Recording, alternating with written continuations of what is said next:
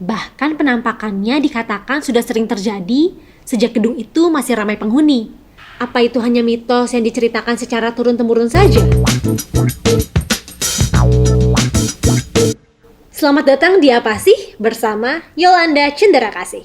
Khusus untuk di bulan Oktober ini, Apa Sih akan mengungkap kisah-kisah misteri, mistis, dan horor. Karena bulan Oktober adalah bulannya Halloween, makanya semua orang akan sering membicarakan tentang kisah-kisah seperti itu. Kali ini, kisah yang akan kita ungkap adalah kisah di balik Menara Saidah. Pastinya kamu sudah tak asing lagi dengan gedung pencakar langit di Jakarta satu ini. Bangunan Menara Saidah memiliki eksterior Romawi kuno yang diimpor langsung dari Italia. Menara ini terletak di pinggir jalan MT Haryono, sebelahan sama rel kereta stasiun Cawang. Menara ini dibangun oleh PT Hutama Karya. Gedung ini merupakan gedung tinggi pertama yang mereka buat. Nama pertama gedung itu adalah Menara Drasindo. Banyak sumber yang mengatakan bahwa nama pertamanya adalah Menara Grasindo. Tapi berdasarkan potongan dari majalah konstruksi edisi Desember 1997, gedung ini dinamakan Menara Drasindo. Hal ini juga diceritakan oleh penulis dari blog Setiap Gedung Punya Cerita. Tahun bangunan ini selesai dibangun juga cukup simpang siur.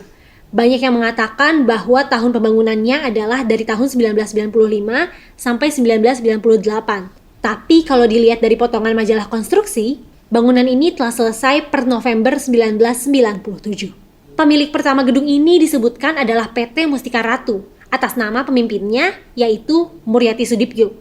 Namun kemudian dilelang, dan lelang itu dimenangkan oleh anak kelima Saidah Abu Bakar Ibrahim, yaitu Fajri Setiawan. Direnovasi deh tuh langsung gede-gedean. Awalnya juga dibilang cuma ada 15 sampai 18 lantai, yang kemudian ditambah menjadi 28 lantai. Namun, fakta ini tidak ditemukan oleh penulis Setiap Gedung Punya Cerita dalam potongan majalah konstruksi. Dan baginya, penambahan 10 lantai secara vertikal cukup tidak masuk akal. Tapi kalau kita lihat lagi keadaannya sekarang yang dikatakan miring beberapa derajat, mungkin saja renovasi gede-gedean itu dilakukan dengan pondasi yang sebenarnya tidak memadai. Kabarnya juga langit-langit di dalam lobinya itu bisa diganti-ganti loh suasananya. Jadi pengen lihat ya. Sampailah pada tahun 2001, gedung ini diresmikan dengan nama Menara Saidah. Diambil dari nama ibunya, yaitu Saidah Abu Bakar Ibrahim yang tadi sudah disebutkan. Sejak saat itu, banyak yang buka kantor di situ. Berbagai macam perusahaan, sampai salah satu Kementerian RI pernah ngantor di situ, yaitu Kementerian Pembangunan Wilayah Timur Indonesia, atau yang sekarang menjadi Kementerian Pembangunan Daerah Terpencil, atau PDT. Saat Fajri Setiawan meninggal, kepemilikan gedung itu berpindah tangan ke anak bungsu dari Nyonya Saidah, yaitu Fahmi Darmawansyah, yang juga merupakan suami dari aktris Inneke Koesherawati. Sayangnya Fahmi telah tersandung kasus korupsi sebanyak 2 kali. Pertama itu, kasus suap penyuap pejabat Badan Keamanan Laut atau Bakamla, meliputi pengadaan satelit dan drone, yang membuatnya dijebloskan ke lapas Sukamiskin pada 31 Mei 2017. Kemudian setelah bebas, Fahmi kembali terlibat dalam kasus dugaan suap penambahan fasilitas mewah di dalam sel lapas Sukamiskin pada tahun 2018. Kapok ya. Pada tahun 2007, Menara Saidah resmi dikosongkan. Ada yang bilang para tenan berhenti nyewa karena diganggu penunggu gaib di sana. Namun kalau dari informasi yang beredar, operasional gedung ini diberhentikan karena gedung tersebut mulai miring. Padahal dengan lokasi yang strategis, banyak penawaran yang berdatangan untuk gedung itu. Salah satunya dari Universitas Satyagama. Tapi pemilik aslinya nggak pernah mau ngasih gambar struktur gedung itu. Bisa aja karena emang ada yang gak beres sama pondasinya. Pemiliknya juga mulai kontroversi tuh, karena mencakup keluarga Saidah. Mana kalau warga setempat minta ketemu susah banget lagi. Sampai pada tahun 2012, gedung ini diserahkan ke pengawasan polisi sektor Cawang, Jakarta Timur. Katanya saat itu tiap pagi didatengin tuh buat dicek. Tapi kayaknya sekarang udah enggak deh. Makin gak terawat juga soalnya. Namun pada tahun 2013, tepatnya tanggal 29 Juli, Sekretaris Perusahaan PT Hutama Karya, Ari Widiantoro, menolak pernyataan bahwa gedung itu miring. Pihaknya bilang kalau gedung itu awalnya tegak, kemudian miring, pasti akan ada tekanan yang menimbulkan kaca-kaca bakalan pecah. Saat ini Ari menjabat sebagai Direktur Utama PT HK Riltindo, divisi properti dari PT Hutama Karya. Pada tahun yang sama, Kepala Suku Dinas Pengawasan dan Penertiban Bangunan atau P2B saat itu, Putu Indiana, juga membantah adanya kegagalan konstruksi. Dia bilang Menara Saidah jadi terbengkalai ya karena adanya masalah manajemen dan kisruh kepemilikan. Pihaknya juga mengatakan telah mengukur kemiringan gedung itu menggunakan alat teodolit dan dikonfirmasi tidak miring.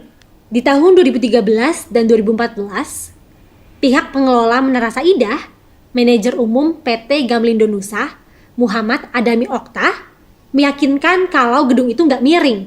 Gedung itu cuma direnovasi dan bakalan siap untuk disewakan lagi secara keseluruhan gedung, bukan per lantai. Walaupun sekarang bisa dibilang diragukan juga sih validitasnya, karena Adami Okta ini juga terlibat dalam kasus korupsi Bakamla. Kalau menurut kamu, gedungnya miring nggak sih? Kisah miring menara itu sudah melanglang buana kemana-mana. Banyak juga orang-orang yang sengaja lewat, mandangin dan merhatiin, beneran miring gak sih gedung itu? Banyak yang lihat kalau dari foto gedung itu kelihatan gak miring. Tapi ada juga beberapa foto yang menunjukkan kalau gedung itu miring. Atau cuma angle-nya aja ya? Tak jarang juga kondisi menara ini dijadikan bahan bercandaan. Seperti saat ada dentuman di Jakarta waktu itu.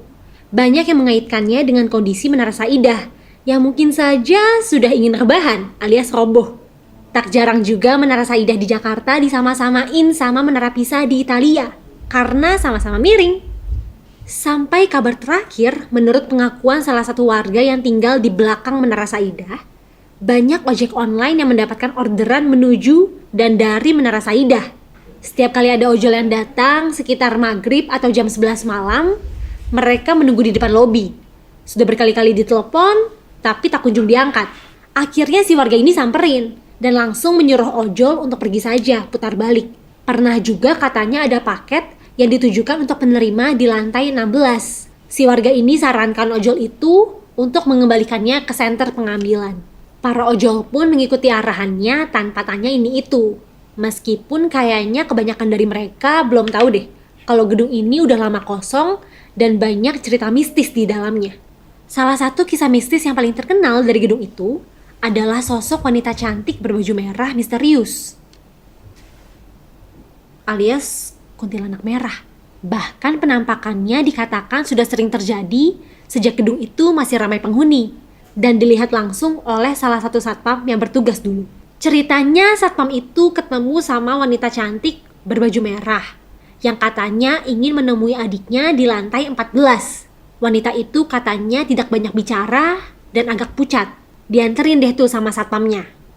Pas di lift, dia merasa aneh karena liftnya bergerak agak lambat. Saat sampai di lantai 11, pintu lift terbuka. Padahal gak ada yang mencet, gak ada yang masuk, dan gak ada yang keluar. Sampai akhirnya tiba di lantai 14, dan si satpam mempersilahkan wanita itu untuk keluar. Tapi saat itu dia baru sadar kalau wanita berbaju merah tadi udah gak ada di dalam lift. Seketika satpam itu pingsan, dan kemudian baru ditemukan oleh rekan-rekan lainnya. Ada juga cerita saat seorang satpam sedang beristirahat di lobi, tiba-tiba wanita berbaju merah itu datang, mengelus pipinya, atau mendadak memunculkan dirinya dengan mata berwarna putih semua. Besokannya satpam itu sakit demam tinggi. Lift gedung itu juga gak kalah jahilnya.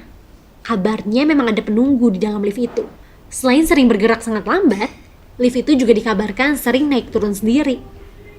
Ada juga kisah yang beredar tentang salah seorang karyawan yang ingin mengambil dokumen yang ketinggalan dengan naik lift. Saat dia sampai di lantai yang dituju, dia menemukan seluruh ruangan telah kosong. Gak berani, dia balik lagi deh masuk ke dalam lift. Tapi setelah dipencet, lift itu tak kunjung bergerak. Makanya dia memutuskan untuk turun melalui tangga darurat. Anehnya, setiap dia turun lantai, dia menemukan pintu lift yang terbuka, seolah-olah mengundang untuk masuk ke dalamnya. Konon katanya sih, lantai yang paling menyeramkan itu adalah lantai 3. Para petugas keamanan mengaku hampir setiap malam melihat penampakan di lantai itu. Saat ada sekelompok anak muda yang melakukan uji nyali ke gedung itu, mereka juga dikagetkan dengan adanya penampakan keranda mayat yang terpampang di hadapan mereka saat pintu lift terbuka di lantai 3. Bukan hanya lift, Lampu di gedung itu juga katanya sering nyala mati sendiri, padahal keadaannya gedung itu sudah dikosongkan. Dan penjaga keamanan mengonfirmasi kalau nggak ada lampu yang dinyalakan di dalam gedung. Tapi tetap aja, banyak orang yang menyaksikan bahwa lampu di gedung itu sering nyala dan mati sendiri secara bergantian. Meskipun demikian, hal ini masih belum bisa dipastikan. Apakah memang karena ulah nakal dari makhluk asal atau kesalahan teknis listrik? Basementnya pun tak kalah seram. Salah seorang penjaga mengatakan bahwa dia pernah mendengar suara lirih minta tolong saat sedang berada di area tersebut. Dan tiba-tiba juga ada yang mencolek punggungnya dari belakang. Area basement ini tidak pernah ketinggalan untuk dijelajahi oleh para pengunjung yang mengadakan uji nyali di Menara Saidah. Mereka yang ingin berkunjung atau uji nyali ke gedung tersebut dikatakan cukup nego aja sama penjaga gedungnya untuk diizinkan masuk. Dulu juga sering tuh ada yang mengadakan open tour ke gedung itu. Tapi kayaknya sekarang makin sulit deh. Apalagi ada pandemi COVID-19 plus PSBB di Jakarta. Meskipun begitu, dulu gedung ini pernah loh dijadikan lokasi syuting film. Film garapan K2K Production ini dibintangi oleh Anissa Rahma, Ricky Cuaca, dan Iqbal Perdana. Awalnya judul film itu adalah Menara Saidah, tapi karena terganjal perizinan, makanya diubah deh namanya menjadi Menara Stasiun Cawang.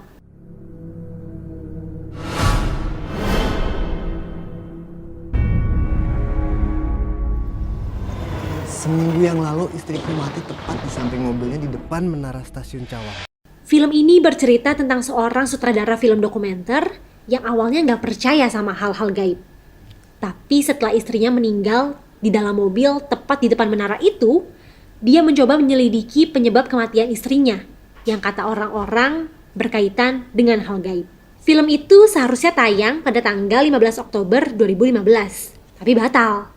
Katanya sih karena proses color gradingnya belum selesai sesuai jadwal. Pas April 2016, dikabarkan lagi bakalan tayang di bioskop.